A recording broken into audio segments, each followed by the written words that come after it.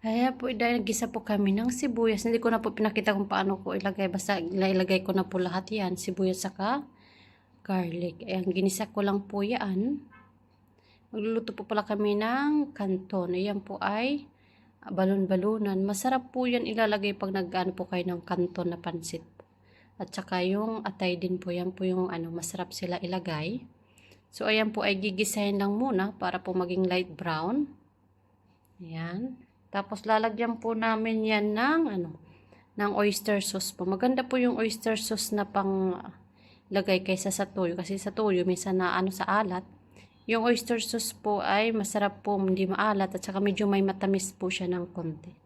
So, ayan, oyster sauce po din yan. Ayan.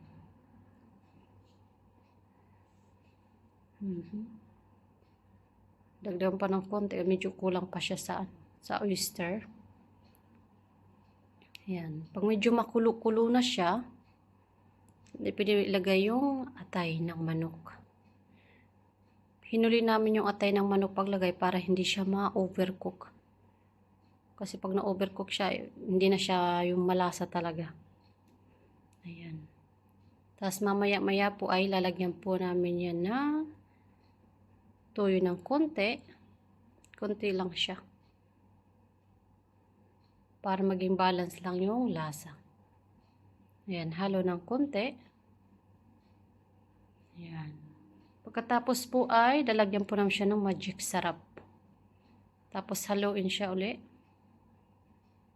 Nagpakulo na po kami dyan ng tubig. Mainit na po na tubig yung ilalagay namin para mas mabilis po siya kumulo. Kasi pag normal lang tubig ilagay mo, matagal siyang kumulo. Kaya mainit na tubig po yung inilalagay namin parati pag kami po ay nagluluto. Para po mabilisan. Pag wala po masyadong time. Ayan. So yan po ay lang po namin.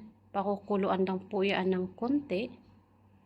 Para maluto ng maayos yung mga atay balon at saka ilalagay na po namin yung kanton. Dalawa po yung linagay namin kanton kasi pag isa lang di kasya po sa amin.